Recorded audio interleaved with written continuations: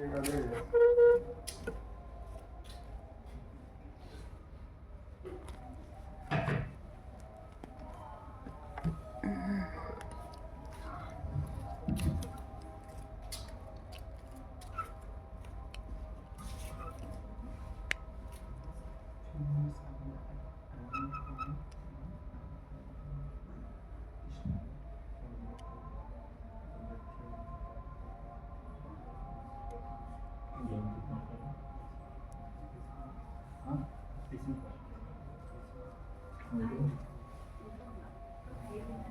are you going?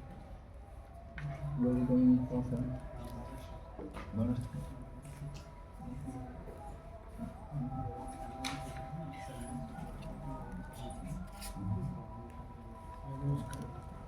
Alright. Okay. Okay. You get the train, huh? From another place? From Krishna. The shoulder.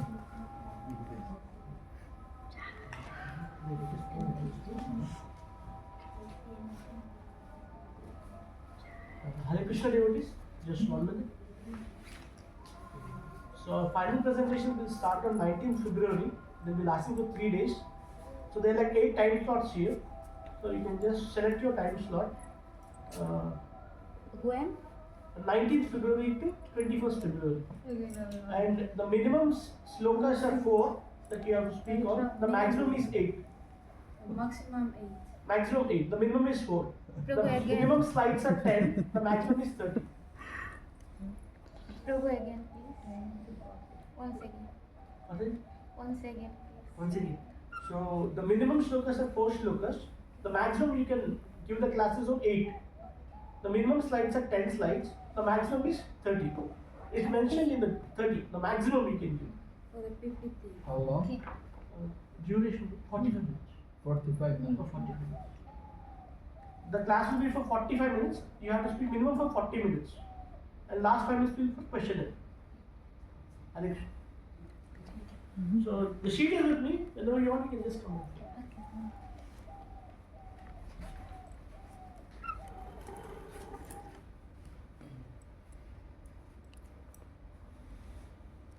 You get to pick your topic. Yeah. Huh? You can make it on topic. Is it? From the first 3 cantos. Any topic from first canto to third canto.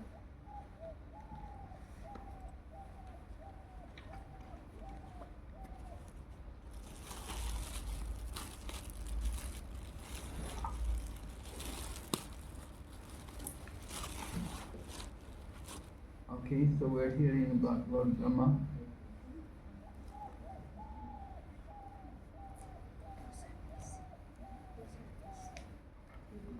Lord Brahma has taken birth. He's come out of the lotus and he's alone in the universe. At least he thinks he's alone. Well, he's wondering, where did I come from? Is there anybody else? Nature, human, well not human, but even Lord Brahma has the nature that he wants company. He's looking for company. You think, where am I? Who am I that I am situated on the top of this lotus? You could imagine what it must be like, eh? Take birth, you come out on top of the lotus flower. Where from has it sprouted? There must be something downward, and from that this lotus is grown. Must be within the water. Right? The lotus has that quality. It grows on the water, not in the water. Right? The lotus leaf is waterproof.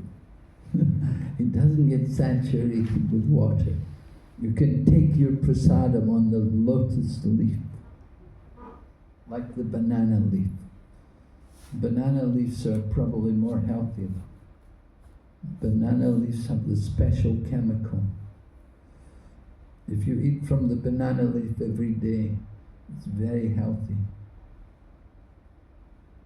But you can also eat from the lotus leaf. Don't eat from the, These, Plastic. what do they call it? Huh? Yeah, the stuff which is doesn't degrade, not biodegradable. Huh? Plastic, yeah. Plastic, not plastic, but you get these paper plates, they call them paper plates, but the paper is not biodegradable and it ruins the environment. In Mayapur, of course, they banned plastic. No plastic bags, right? In Mayapur. And they don't use also these plates which are, what's it called? What's the name again for that? Styrofoam. Styrofoam, Styrofoam. yeah, that kind of thing, styrofoam kind of plates. You get plates made of styrofoam? Yeah. The styrofoam, it's terrible, it doesn't degrade, right? You can't burn it so easily. It just ruins the environment. You know, if you travel on a train in India and you look out the train, all you see is just garbage everywhere, you know. And that garbage is all plastic and styrofoam and these kind of things. And it's just killing the environment. Not only on the land, you go to sea also, you take a ship and you find so much styrofoam and plastic, and many fish, they die because they eat these things. It's really cruel to the environment. So lotus is a good thing, very beautiful. We know Lord Krishna's body has different features like a lotus flower, right? Which parts of Krishna's body are like a lotus? All parts. Lotus eyes, Mouth, lotus feet, nail, lotus navel, Nails. nails, lotus hand, hand, yeah. Feet. huh? Feet, Lotus face, yeah, feet. yeah. Like that, so like a lotus, right? There's that verse in prayers by Queen Kunti.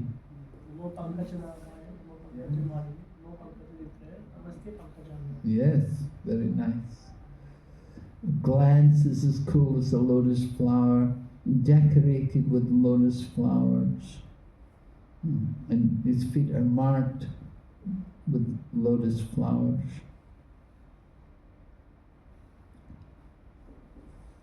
So Lord Brahma is wondering, why am I on top of the lotus? You should feel proud, you should feel glad. Wow, I'm Lord Brahma! Oh, just imagine you take birth and you come out and find yourself on the top of a lotus flower. Wow, I've done it, I'm Lord Brahma! You know, you could get really puffed up, right? Oh, I'm Lord Brahma, I'm king, I'm the senior most in the universe. But anyway, he's humble and he's thinking, why? Where have I come from? And he's trying to search out. So this is the beginning of the creation of the cosmic manifestation.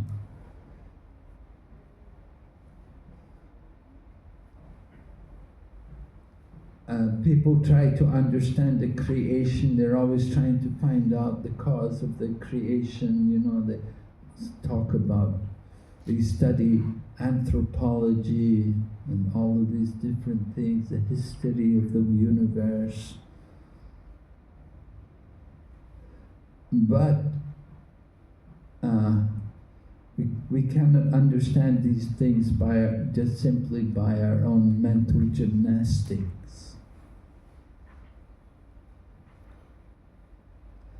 If the attempt is properly executed with penances and perseverance, it is sure to be crowned with success. Well, you could say, you know, materialistic people, they also do penance and persevere. Hiranyakashipu did a lot of penance and perseverance to get his power.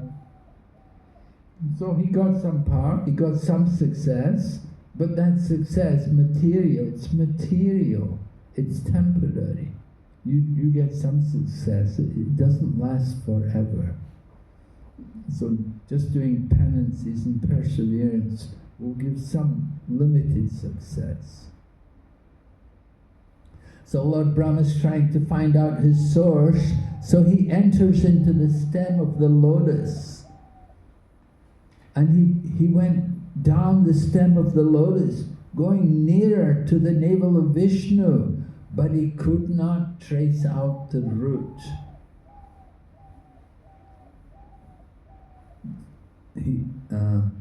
It describes that he was entering down the stem of the lotus, and then he saw Lord Krishna's Sudarshan Chakra, which is the symbol of time, and which destroys everything, and he became afraid. And when he saw the Sudarshan Chakra and the indication of death, then he went back again to go back up on top of the lotus. So Prabhupada said, by dint of one's personal endeavor, one may go nearer to the Lord, but without the Lord's mercy, one cannot reach the ultimate point. Such understanding of the Lord is possible only by devotional service. And Prabhupada then quotes the relevant verse from the Bhagavad Gita, 1855. So that the point is, you need the Lord's mercy. We always say during Kartik month about Mother Yashoda trying to bind up Krishna. She was always 2 fingers short, right? The rope was always 2 fingers. What do the 2 fingers indicate? Mercy and endeavor. Second is Krishna's mercy. Yes, one is our endeavor and the other is Krishna's mercy. It's not just simply our own endeavor. Our own endeavor has to be there. We have to make some effort ourselves, but we need also Krishna's mercy. That's also very important. So to get the mercy, we're always praying for the mercy. But you have to deserve the mercy. And that endeavor is therefore important, making that endeavor. Prabhupada's father used to always ask his guests to bless his son. Do you remember? What did they ask? What did they ask? How did Prabhupada's father say? Please bless my son. Be a servant of Srimati Radharani. Yes, to be a devotee of Radharani. So that kind of blessing you want. So here, text 20 describes, Brahma reached his ultimate time, which is the eternal wheel in the hand of Vishnu. That Sudarshan Chakra, the wheel of time, is in the hand of Vishnu and generates fear in the mind of the living entity, like the fear of death. Oh, right? When COVID was there, we were all fearful. Wow, we're all going to die. You know, everybody's dying. And a lot of people did die. Devotees did die. We lost some wonderful devotees. So the fear of fear of death. That's the ultimate fear. So Brahma was going into the roots of the lotus, and he came to that point. He saw the wheel in the hand of Vishnu. So he went back. That's enough, I've seen enough, don't go back. He didn't go any further. He went back on top of the lotus flower, and he sits and he takes up meditation, goes back to do his meditation. Alright? So he was not able to achieve his goal. he gave up searching. He came back to the lotus and he took up meditation. And he concentrates his mind on the Supreme Lord. So Prabhupada discusses samadhi, concentrating the mind on the Lord, giving up all sense endeavor, practicing concentrating the mind on the Lord. And Prabhupada said, this is certainly a form of devotional service.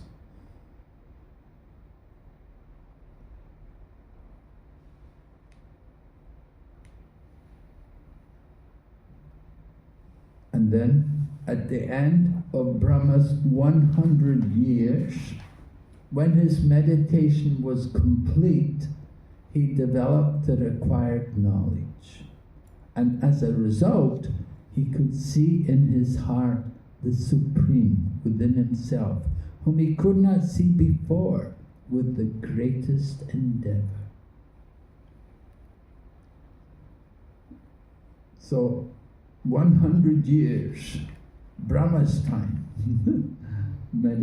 I don't know, is that, I thought Brahma only lived 100 years. How do we understand this? At the end of Brahma's 100 years, his life would be over, right?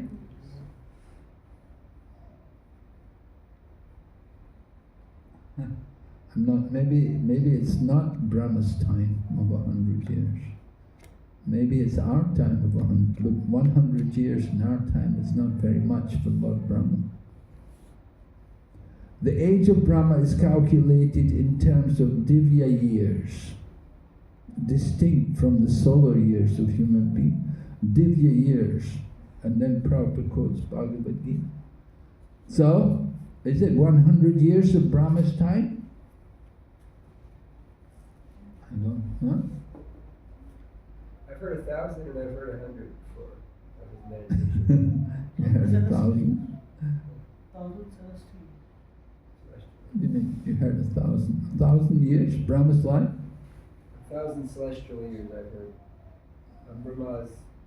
Well, it was mentioned, that was in the beginning, he lay in the water for 1,000 years. That was in relation to Garbhodakshaya Vishnu.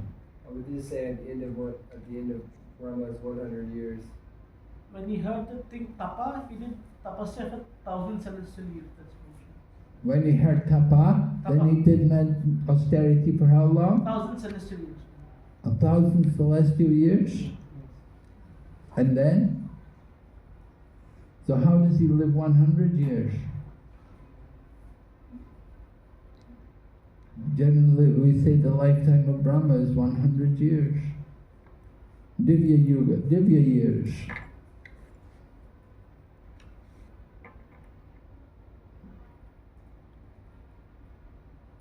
What do you mean celestial, 1,000 celestial years? What does that mean? Celestial means in Svarga.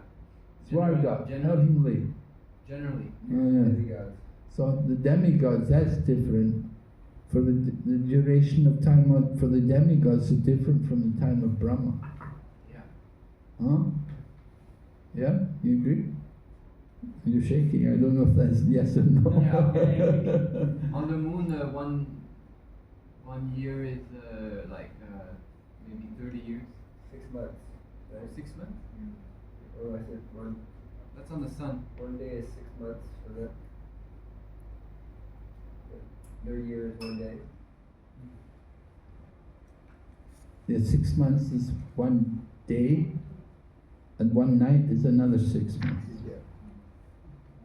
So half a day. 12 hours. Anyway, these are set things we have to think about. See what other people have to say.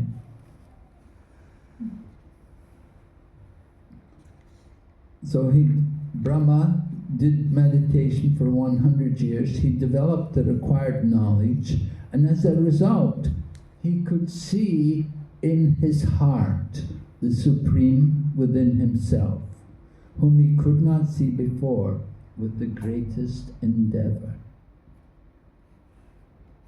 So Brahma saw the Supreme within his heart. Who is that? Is that the Super Soul? Or is it Garbhodakshaya Vishnu? Who does he see? Is there a difference between? We'll read Prabhupada's purport. On that basis, Brahma meditated for 100 years before he could understand the supreme cause of all causes. And then he wrote Brahma Samhita.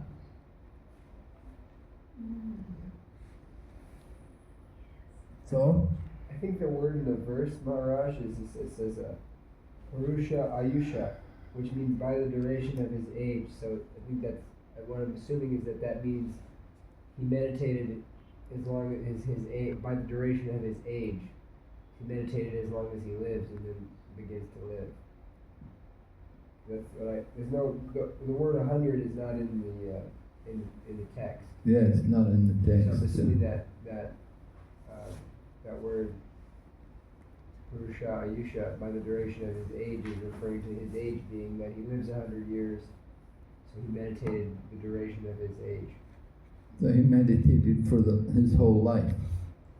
and then created. Huh? It's kind of interesting. That's what I could assume Prabhupada meant by 100 years. By the duration of his age. Or even the word kalena is there in due course of time. Sahi, the self-born. Be engaged in meditation.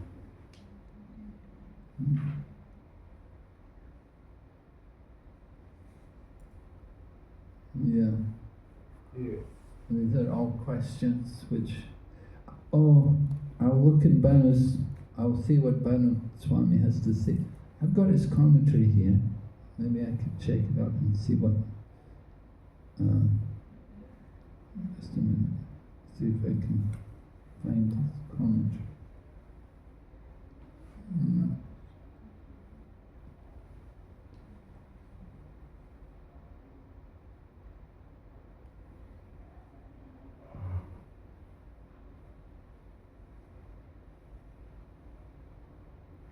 Chapter 8, right? Chapter 8. What text is it on? Text 21. 21.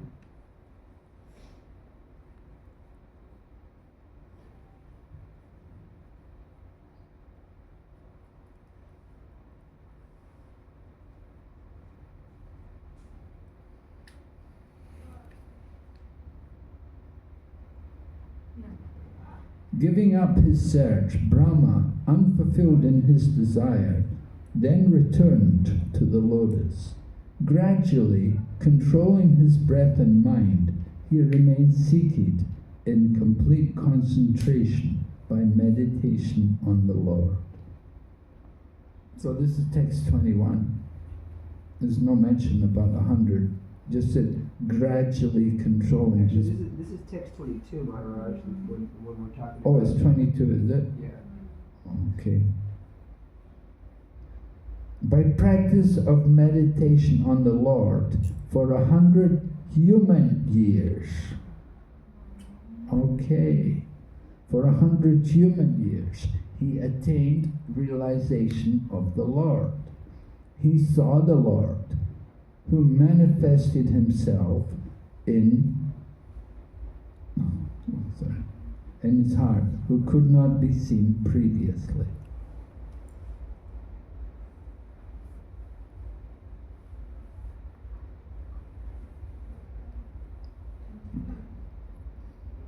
Means by 100 years, this should be understood to be according to the calculation of human life in Kali Yuga. When Maitreya was speaking,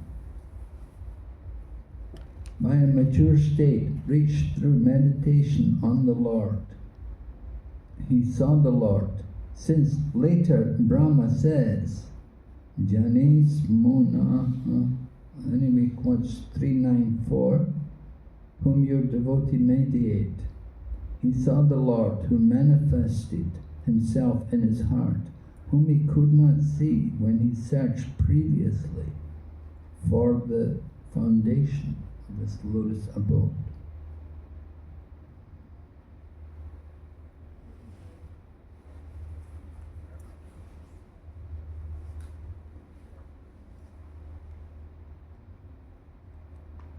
I'm sure there's something in the maybe the Vishwanath Chakravarti Thakur's commentary that's related to it, because I'm assuming both Bhanu and This Chakravarti. is Vishwanath. Oh, this is Vishwanath This Chakravarti. is Vishwanath Chakravarti Thakur's. Oh. So it says 100 years, 100 human years. Okay? So that clears that up. That was Vishwanath Chakravarti Thakur? Yeah. Translated by Bhanu Maharaj. Mm. 100 human years, that's not very long. That's like a few moments, 100 moments. But it's interesting, it's not in the word. Of course, the word for word words can have different meanings, you know. They said that one word meant 100 years. And they took that word.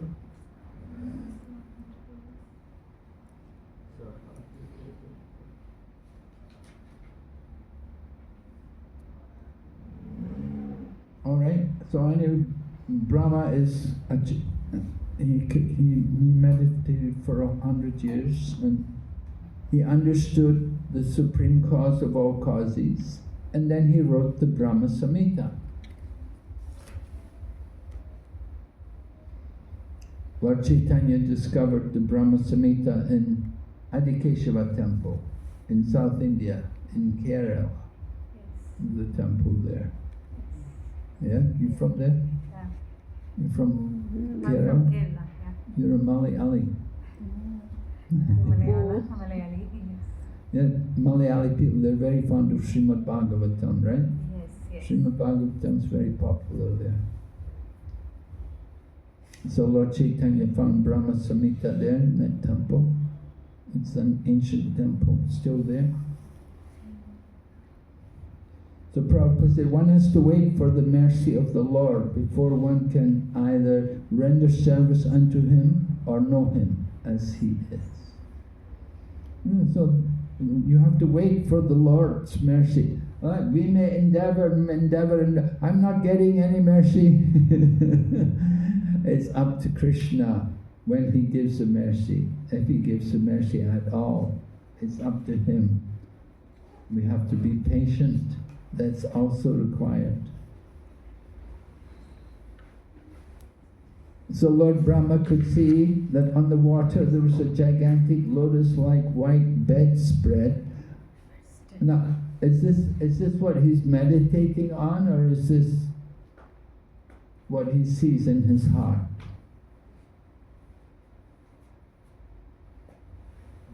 I'm assuming this is what he's seeing in his heart. Meditated on. Huh? I'm assuming this is what he's seeing in his heart. Okay. Usually when the yogis meditate in the heart, they will see forearm form Lord Vishnu, not laying on the Snesha Naga though. He's not laying on the Anantashesha. He's standing. Yeah, but I guess it's Brahma, so. But here, anyway, is a gigantic lotus-like white bedspread, the body of Seshanaga, and the Supreme Lord's laying alone. The whole atmosphere was illuminated by the rays of the jewels bedecking the hood of Seshanaga, and that illumination dissipated all the darkness of those regions. So is this a meditation? Is this what he sees in the heart? Yeah? And then the rest of the chapter we'll hear the description of the body of the Lord, His transcendental body, compared in different places to a mountain, the beauty of the coral mountain, and the mountains of gold, The summit of the mountain is gold, and the mountains, waterfalls, herbs, different. The whole description is relating to the body of the Lord and comparing it to mountains.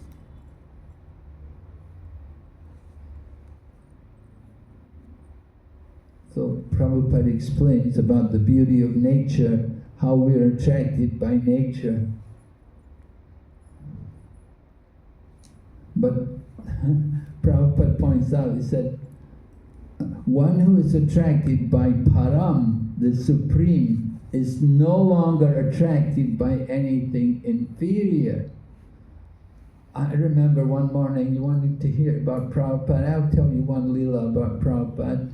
One morning walk in Hyderabad, Prabhupada was on the morning walk, and one young devotee said, "Oh, Srila Prabhupada, look at the sunrise, isn't it beautiful? Isn't the sunrise so beautiful?" And Prabhupada looked at him with a frown and said, "If you still want to enjoy the material world, you will have to take birth again."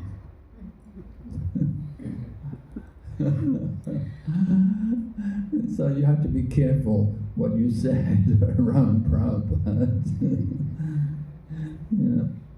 But the same point is made here, that if we're actually attracted to the Supreme, to the Param, then nothing else is attractive. It's no longer attracted by anything inferior. We don't appreciate so much the beauty of the material nature. If we're attracted by the beauty of the Lord, you're no longer attracted by the beauty of material nature. But Prabhupada said, he does not minimize its beauty. Okay, it's beautiful, but where is that beauty coming from? Try to understand the origin of the beauty. Nature is beautiful. Who is behind it? Who has created that nature? And how beautiful that person is. Try to understand that, the origin of the beauty of the creation. So would you say that it's okay to acknowledge the beauty if we see Krishna behind it? Like when we see the sunset, we say, oh, we think of Krishna. Or we see the moon, we think of Krishna. Or we see something beautiful in nature, we think of Krishna. Rather than thinking it's just beautiful, we think of Krishna. Yes. That's Krishna conscious, right? Yeah, well, yeah, we hope so. Trying to keep it in Krishna consciousness and seeing Krishna. Krishna says, I am the light of the sun and the moon. So the light of the sun, and that is Krishna. We're seeing Krishna. Who can say they have not seen Krishna? Krishna says, I am the light of the sun. Everywhere, everything is Krishna's energy. So we can see Krishna everywhere. In the Bhagavad Gita, Krishna, Yomam Pashati Sarvatra Sarvam Cha Mai Pashati Tashaham Na Pranashami Sachame Na Pranashati. For one who sees me everywhere and sees everything in me, I am never lost to him, nor is he ever lost to me. It's a nice verse. That's the vision. That's the Uttama Adhikari. You see Krishna everywhere. So Devotee said, Devotee had said that in the Universal Form chapter, you're hearing everything comes from Krishna. So in that way, the pure devotee, he sees that the whole world is Mahaprasadam. The whole world is Mahaprasadam. Everything comes from Krishna. No need to offer anything. It's all Mahaprasadam. Yeah, okay. So we hear about the size of Krishna's body. It's so huge. 3 planetary systems. His transcendental body, unlimited in length and breadth, occupied the 3 planetary systems, middle and lower. His body was self-illuminated, unparalleled dress and variegatedness, and was properly ornamented. So, the beauty of Krishna. Beauty is one of the opulences of the the material world, and Lord Krishna possesses the greatest beauty. So he's always magnificently dressed and ornamented. One time Srila Prabhupada was in Boston, and I wasn't there, but I heard from one devotee who was there, and they told me how the Prabhupada came, and he was wearing some sweater which the devotee had made for him, and he had on his big bag a devotee had given him, and he looked, very majestic as he appeared, and he came down the stairs. And Prabhupada said to all the devotees, he said, just see, my spiritual master has made me a jewel, and I will make you one also.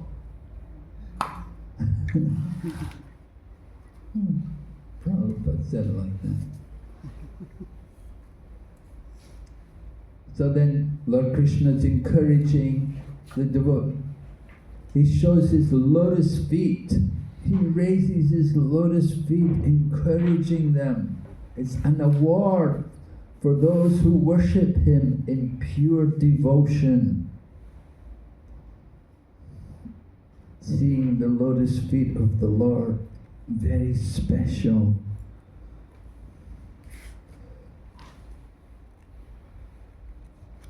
And you get that reward by pure devotional service. Prabhupada writes, after penetrating for millions of years, Lord Brahma could understand the transcendental form of the Lord as Sri Krishna in the dress of a cowherd boy. And thus he recorded his experience in Brahma Samhita in the famous prayer, Govindam Adipurusham Tamaham Bhajami. So, Lord Brahma, you see, initially he saw the Lord as Vishnu. He didn't immediately see Krishna as the cowherd boy, but it came later, afterwards. Afterwards, the perfection of his meditation was when he saw Krishna as a cowherd boy. Initially, in Brahma Samhita, it states that Brahma saw first the Lord as Vishnu. But then, as he went on meditating, then he saw the Lord as a cowherd boy. We always say, Govindam Adipurusham, this is Krishna, but it's interesting, the Mayavadis, they argue against this. They say, no, Govinda is not Krishna. Govinda is not, it has some other meaning. Govinda is simply the cows, And they give it all, they have it all kinds of speculation. And, Shankaracharya had said, Bhaji Govinda, Bhaji Govindam, Bhaji Govindam. That famous verse, worship Govinda, give up all your mental speculation and word jugglery and just worship Govinda. But the Jnanavadis, the Mayavadis, they say, no, this Govinda, this is not Krishna, this is something else, They totally changed the whole meaning. And they have a whole book about it, Bhaji Govinda. They write books all about it. Oh, they're expert in word jugglery and mental spec. You can never argue with them. Don't even waste your time, if they're indoctrinated into that kind of thinking, you get nowhere with them. It's a waste of time. We just say, just chant Hare Krishna. Here, have some prasada.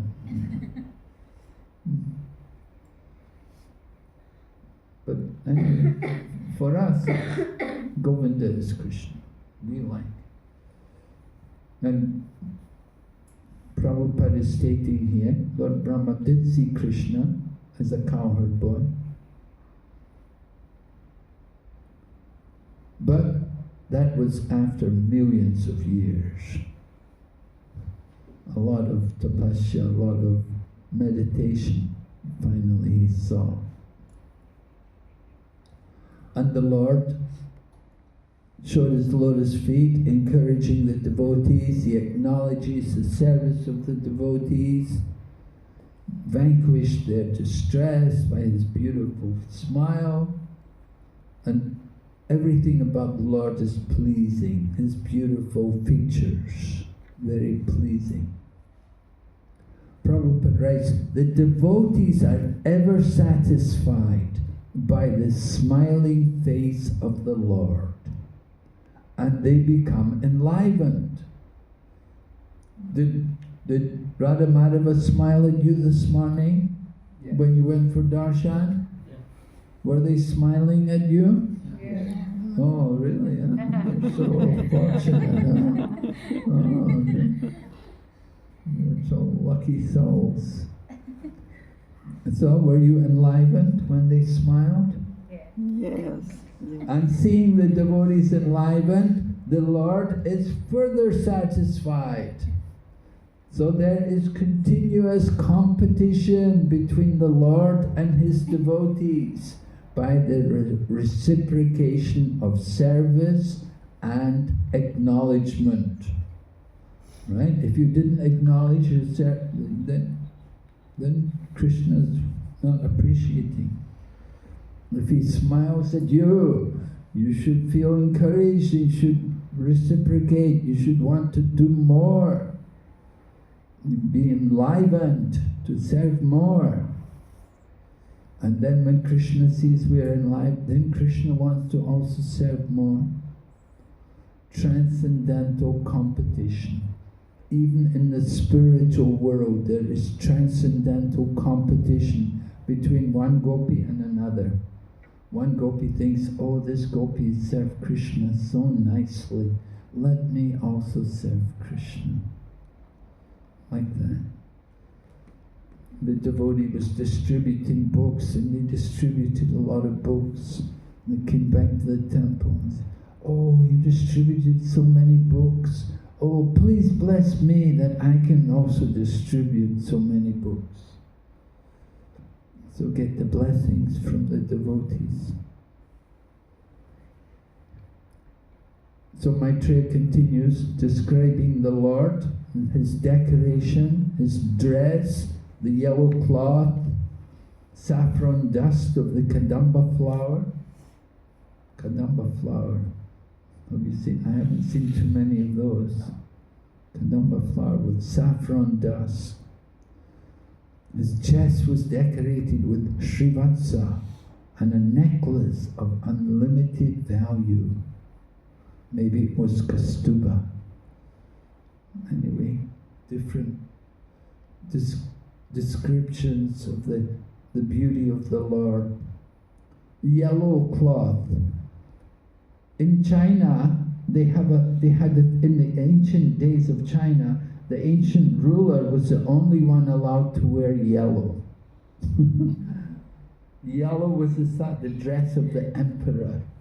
And so interesting how in the Vedic culture, Lord Krishna is always wearing the yellow cloth.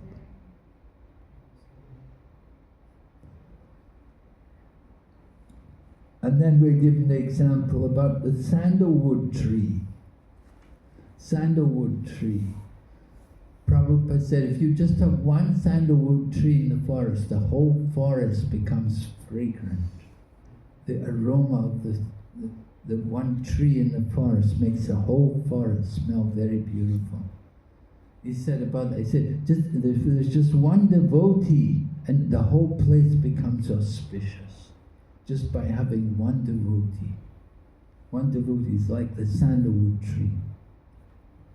So here, the sandalwood tree is decorated with fragrant flowers and branches. Krishna's body is decorated with valuable jewels and pearls. He was self-situated, the Lord of all others in the universe. And as a sandalwood tree is covered with many snakes, so the Lord's body was also covered by the hoods of Ananta. Whose body is covered with snakes? The Lord his body looks like it's covered with snakes because it looks like a sandalwood tree, but it says Ananta Shesh was there. The sandalwood tree is covered with snakes. Yeah, but who else has snakes on their body? Lord Shiva? Yes, Lord Shiva. Lord Shiva's body has got some snakes on, and it says these snakes represent Lord Sankarshan, Anantashesha, because Lord Shiva, he's devoted to Sankarshan.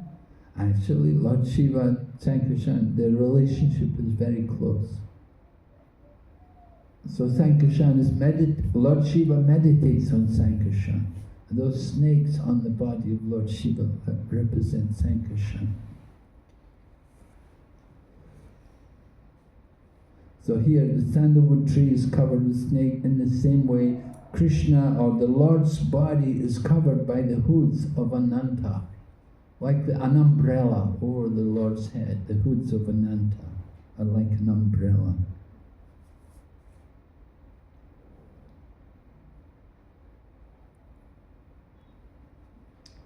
And then more descriptions, and again, like a mountain, the Lord is compared to a mountain. And also said, he is the friend of the snakes. He's the friend of the snakes. Why? Because Lord Ananta is his friend. Lord Ananta is the king of all the snakes. And so everyone respects the Lord because Lord Ananta is his friend. So the other snakes also. And as a mountain has golden peaks, the Lord has thousands of golden helmeted hoods of Ananta Naga.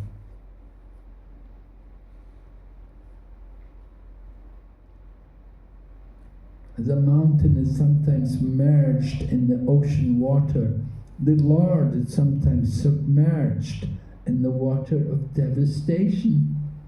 Yeah. He's also submerged in the water of devastation. He's resting on Anantashesha, but sometimes he's submerged in the water of devastation. We went to this one temple, I was just in South India, and we went to this one temple of Lord Nrsingadev. It was underground, and when we had to go through this tunnel, and the tunnel was all water up to the chest. And we were walking through this water, we were in this water for 1 hour before we got darshan of the deity. It was incredible. There were hundreds of people. There were so many people, all pushing, shoving. You know, in South India, to go for darshan means you have to line up. They think if you don't line up, they think, what kind of darshan is this? They're so used to it, you know. They're everywhere, every temple in South India is like that. Line up, you know. You have to line up to see the deity. So we were in this channel, we were in this tunnel with water up to the chest, waiting to get up. Finally we got up after an hour, we got up to where the deity was to see Lord Nrsingadev. Was it cold, Maharaj? Huh? Was it cold? No, it wasn't too cold. South India is a bit warmer, you know. So I could tolerate. I thought it was going to be cold, I was worried about it. But it wasn't too bad. I could tolerate it. It was amazing though, it was amazing. So many people, so crowded, all lined up to go up and go through all this water, you know. So submit here, the Lord, Garbhodaka Shai Vishnu, he's sometimes submerged in the water of devastation. Lord Brahma thus looked upon the Lord in the shape of a mountain, concluding that he was Hari, the personality of Godhead. He saw that the garland of flowers on his chest glorified him with Vedic wisdom and sweet songs and looked very beautiful. He was protected by the Sudarshan wheel for fighting, and even the sun, moon, air, fire, etc. could not have access to him. Wow. Maybe that's because he's in the bottom of the universe. I don't know why they couldn't have access to him.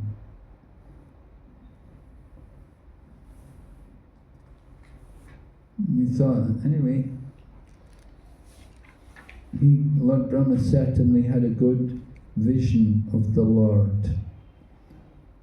When Lord Brahma, the maker of the universal destination, thus saw the Lord, he simultaneously glanced over creation. Lord Brahma saw the lake in Lord Vishnu's navel and the lotus flower, as well as the devastating water, the drying air in the sky, all became visible to him. Wow, he's so fortunate, he got perfect vision of everything. Lord Brahma thus, being surcharged with the mode of passion, became inclined to create. And after seeing the 5 causes of creation indicated by the personality of Godhead, he began to offer his respectful prayers on the path of the creative mentality. So this is the connection with the next chapter. Next chapter, chapter 9, we're going to hear Lord Brahma's prayers. So next week we have to go on to that chapter. You'll hear the prayers, much more philosophical. This section, this whole unit is quite light, not a lot of philosophy, and quite pleasing to hear, quite light, interesting pastimes. But the next chapter, chapter 9, there's a lot of prayers and much more philosophical. So Prabhupada's purport talks about the mode of passion. Passion is for creation. You're going to create something, you have to have that passion, you have to have that rajas. To build something, you know, like Padmanabhan Prabhu is in charge of this Mayapur Institute. He has to have a lot of energy, he has to have a lot of passion to put up these buildings and so on and maintain everything. But Prabhupada also said, you have to take shelter of the Lord for the necessary energy. That is the path of the successful termination of any attempt. Right? You can't do it without taking shelter of the Lord. You have to get His blessings. We have to get the energy from Him. That's very important. Alright, so we began chapter 5. We began with Vidura inquiry from Maitreya. He'd come, he'd been sent by Uddhava, and he came to Maitreya, and he was inquiring, and they were glorifying each other. Maitreya was appreciating Vidura, that he is, you know, Yamaraj, and he has he's been born in the family of Hastinapur,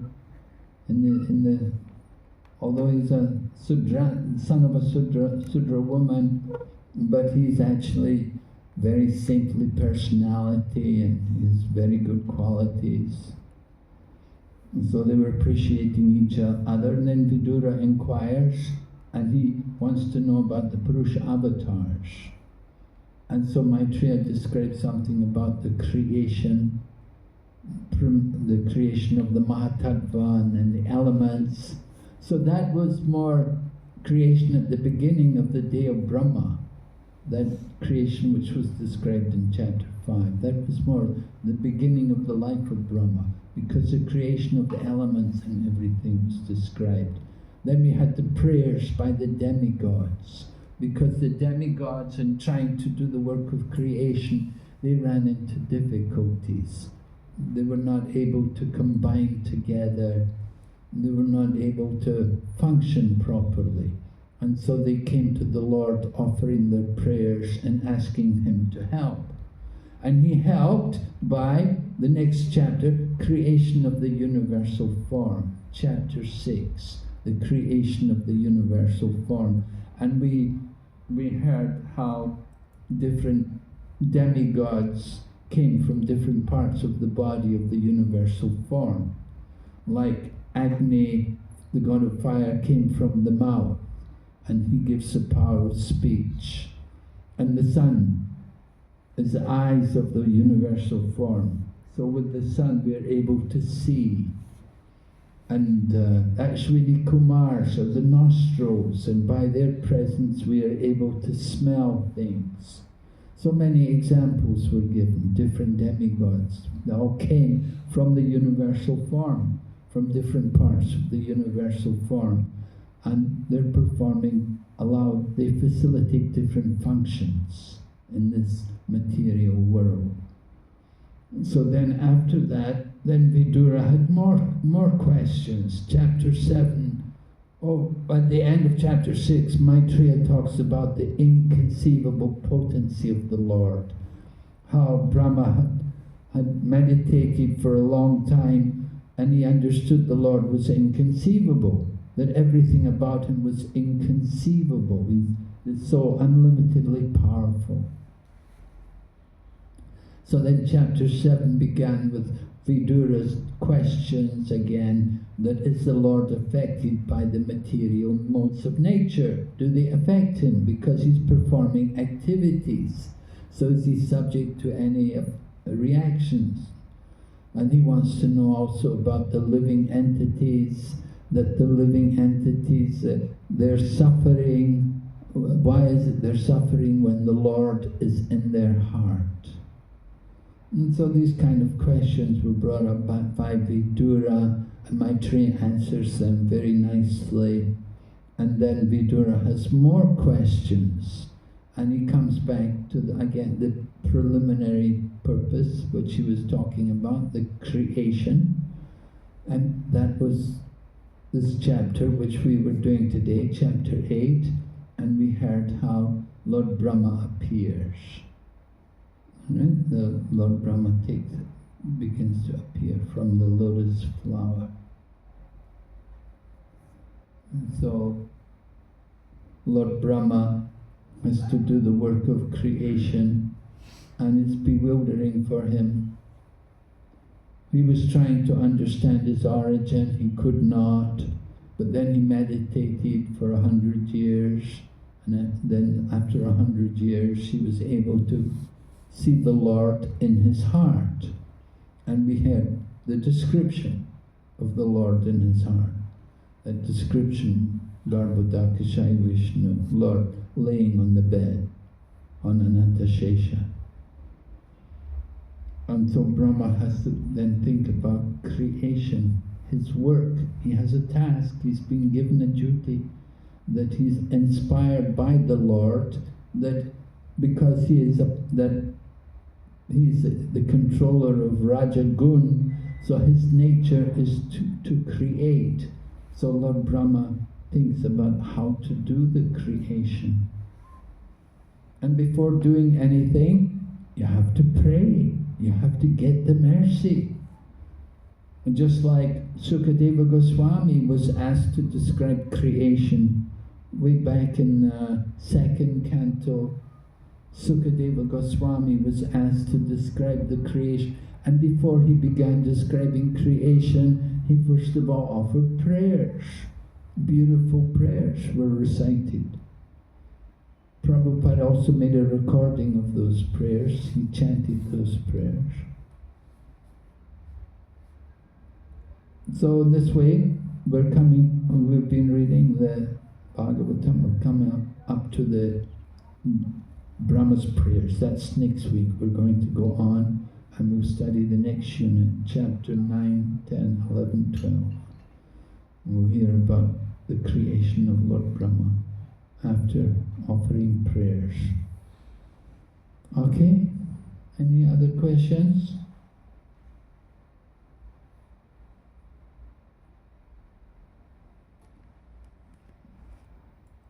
You want to know about Prabhupada? Yeah, yes. Well, Prabhupada said, you know me by my books. You read my books, you'll know me. Are you reading my books? That was Prabhupada's concern. He was always concerned like that. He said, my books are not just for you to sell. He said, they're for you to read. And he wrote to one devotee, he was the president of New York Temple, and he was writing to Prabhupada to request initiation for devotees. And Prabhupada wrote back to him, and Prabhupada told him, you should cram my purports. Did you ever do cramming when you were a student? When you studied at school, we do cramming, right?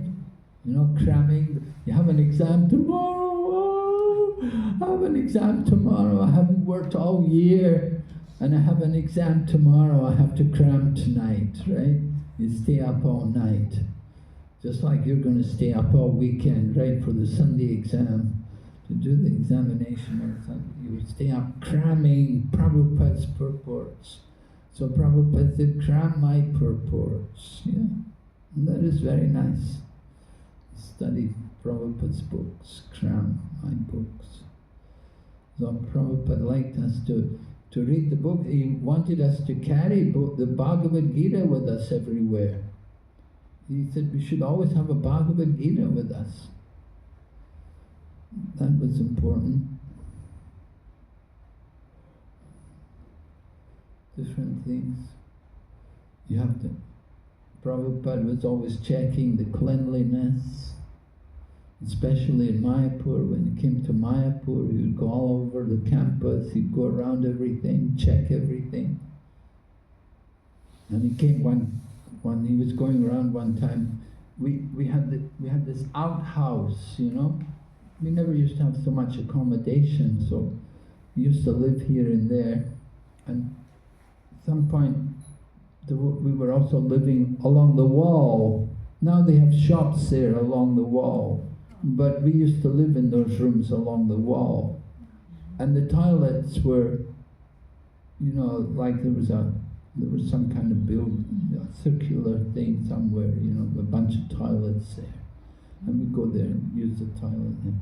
And so there were many people living in these rooms along the wall, and you know, not all of them were so trained. Some of them were from the village. And you come from the village, you know, you're not really trained in how to use the toilet, you know. The villages, they don't have flush toilets, you know. Anyway, Prabhupada came to the toilet, and he opened the door and said, look at this. Why is nobody cleaning this? And the devotee said, oh, Prabhupada, I never did that. Prabhupada said, I'm not saying you did it. He said, but you should clean it. If it's dirty, you have to clean it. And Prabhupada studied chemistry. You know, Prabhupada as a young man, he was a chemist, and he studied chemistry. Did you study chemistry? Yeah? So, you know the basic equation? A base plus acid, what happens? Huh? A base plus acid, what is the reaction? Neutralization reaction. No. Base, a base, you know what a base is in chemistry? Yes. What? Alkali. Yes, sodium hydroxide. Plus acid, what's the acid? Hydrochloric acid. Salt. So, sodium hydroxide plus hydrochloric acid, what's the reaction? Salt. Salt, yes, what is salt? Sodium chloride. Sodium chloride, yes, plus water, H2O. Base plus acid gives salt plus water. Prabhupada quoted, he said, you put a base with an acid, you mix them together, they react. They react. He said the same way, a brahmana contacts a dirty place, they have to clean it. They cannot say, I never made the dirt, it's not mine, I never did it. If it's dirty, the brahmana has to clean it. If you don't clean it, then you lose your brahminical qualities. Heavy, eh?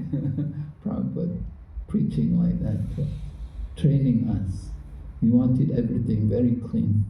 He was all very concerned about temples. When he came to temples, he would go through it, look in all the rooms and see We're keeping it clean, keeping it tidy. We check on everything. And we would clean Prabhupada's room every day, every morning. He'd go out for a walk and we'd go into his room, clean the whole room. Every day put clean sheets on the gadi. Every day clean the whole place, top to bottom. Prabhupada liked to see it, cleanliness. Very important quality of the Brahmana. Okay? Hare Krishna. Srila Prabhupada ki Jai. Jai. Maharaj, Yeah? what name did Srila Prabhupada give you? Oh, before I was initiated, before I became sannyasi? Yeah. Oh, then with another name. Yeah, Bir Singh. You're saying. Huh. There's a bit. Kirtan Prabhu? Kirtan Prabhu. What was that? Beer singer? No. You mentioned the word smile. I was shaped by a darshan. Yeah, I worship Sodashi. Oh. Oh, very nice. Okay. Thank you.